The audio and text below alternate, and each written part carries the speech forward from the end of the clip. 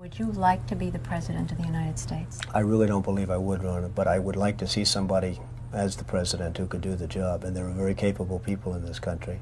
Why wouldn't you dedicate yourself to public service? Because I think it's a very mean life. I would love and I would dedicate my life to this country, but I see it as being a mean life, and I also see it as somebody with strong views and somebody with the kind of views that are maybe a little bit unpopular, which may be right, but may be unpopular, wouldn't necessarily have a chance of getting elected against somebody with no great brain but a big smile. And I know people have talked to you about whether or not you want to run. Would you ever?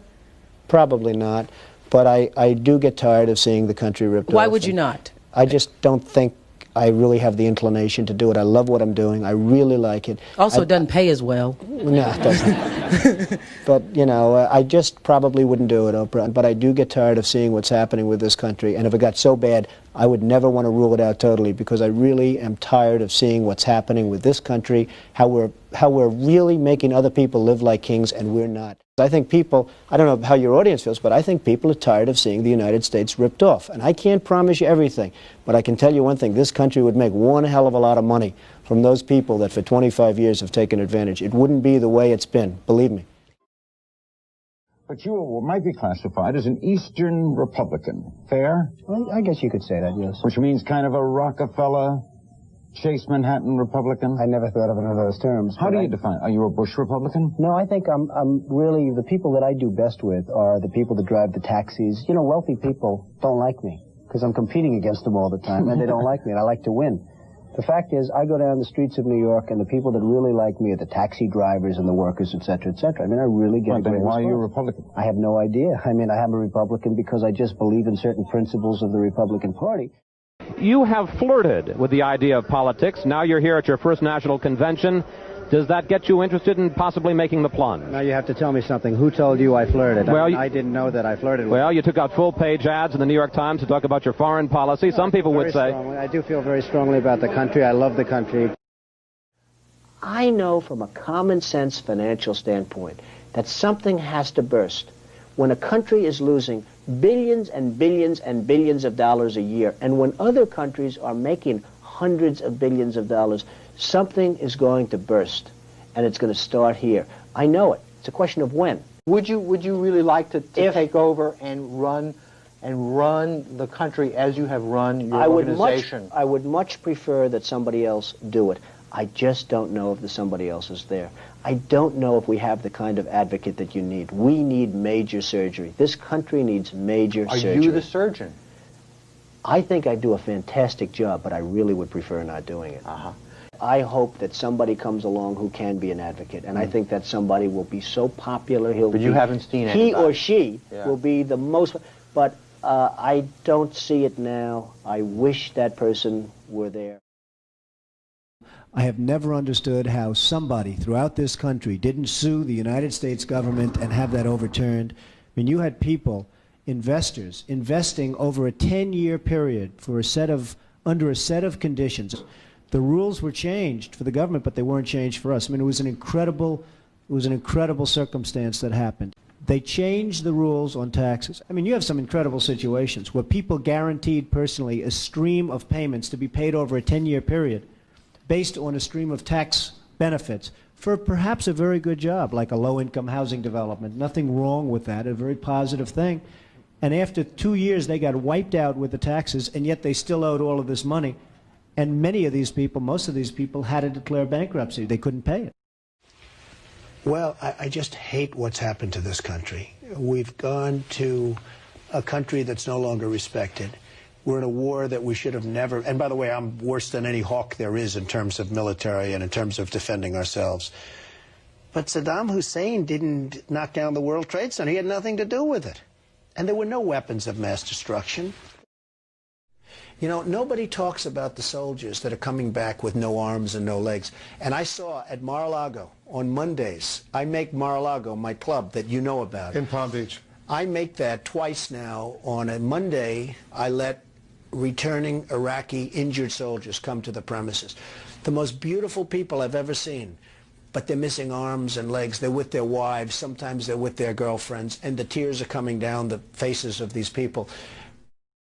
The head of 3M said that President Obama is anti-business. Do you get the same feeling that he does? I don't see him necessarily as anti-business. I think that he hasn't dealt with the people that you've dealt with and that I've dealt with. I deal with China, as an example, a lot. It is never easy. I just think it's ridiculous that we allow them to do what they're doing to this country with the manipulation of the currency that you write about and all of the other things that they do. And frankly, if I were them and if I could get away with it, I'd take my hat off to them, frankly. They do get away with it.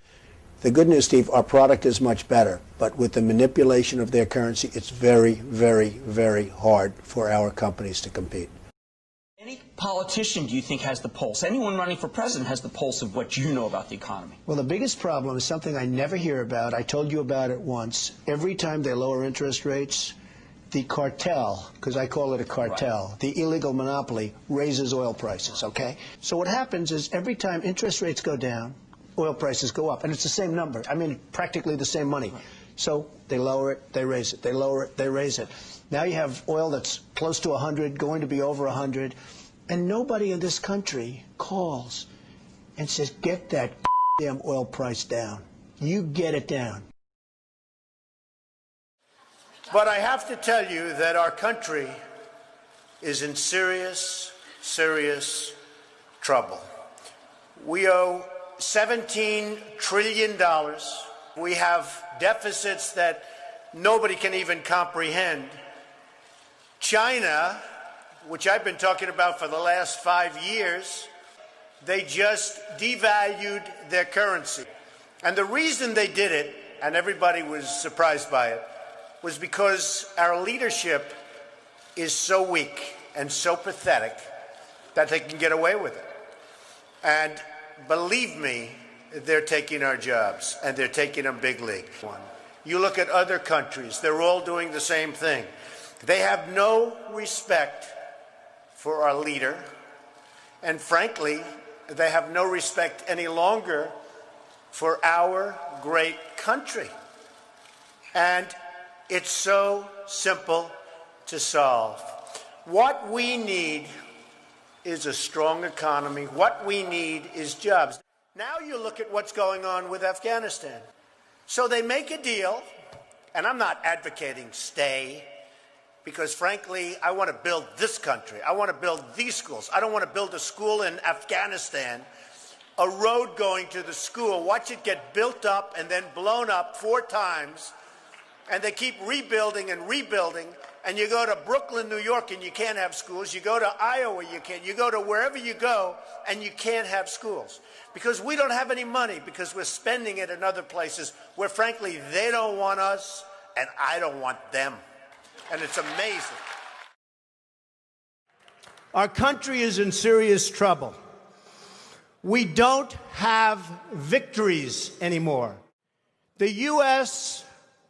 has become a dumping ground for everybody else's problems. We spent $2 trillion in Iraq. $2 trillion. We lost thousands of lives, and we have nothing. We can't even go there. We have nothing. Last quarter, it was just announced, our gross domestic product, a sign of strength, right? But not for us. It was below zero. Who ever heard of this? And our real unemployment is anywhere from 18 to 20%. Don't believe the 5.6. Don't believe it. Our enemies are getting stronger and stronger by the day, and we as a country are getting weaker. We have a disaster called the big lie, Obamacare. Yesterday it came out that costs are going for people up 29, 39, 49, and even 55%. It is a disaster. So I've watched the politicians. I've dealt with them all my life. They will never make America great again. They don't even have a chance. They're controlled fully by the lobbyists, by the donors, and by the special interests. We need a leader that can bring back our jobs, can bring back our manufacturing, can bring back our military, can take care of our vets. Our vets have been abandoned.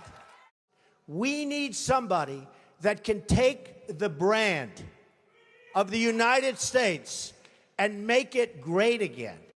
I will tell you, I love my life. I have a wonderful family. They're saying, Dad, you're going to do something that's going to be so tough. You know, all of my life I've heard that a truly successful person, a really, really successful person, and even modestly successful, cannot run for public office. Just can't happen. And yet that's the kind of mindset that you need to make this country great again. So, ladies and gentlemen, I am officially running for President of the United States, and we are going to make our country great again.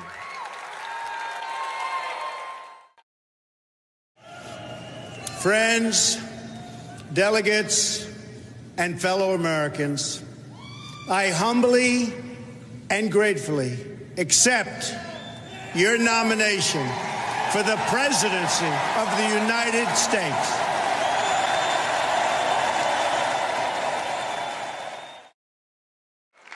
Working together, we will begin the urgent task of rebuilding our nation and renewing the American dream. I've spent my entire life in business looking at the untapped potential in projects and in people all over the world. That is now what I want to do for our country. We're going to get to work immediately for the American people. Again, it's my honor. It was an amazing evening. It's been an amazing 2-year period. And I love this country. Thank you. Thank you very much. January 20th, 2017 will be remembered as the day the people became the rulers of this nation again. The oath of office I take today is an oath of allegiance to all Americans. We assembled here today are issuing a new decree to be heard in every city, in every foreign capital, and in every hall of power. From this day forward, a new vision will govern our land. From this day forward, it's going to be only America first. America first. Every decision on trade, on taxes, on immigration, on foreign affairs will be made to benefit American workers and American families. I will fight for you with every breath in my body, and I will never, ever let you down. Together, we will make America strong again. We will make America wealthy again. We will make America proud again. We will make America safe again. And yes, together, we will make America great again. Thank you, God bless you, and God bless America. Thank you.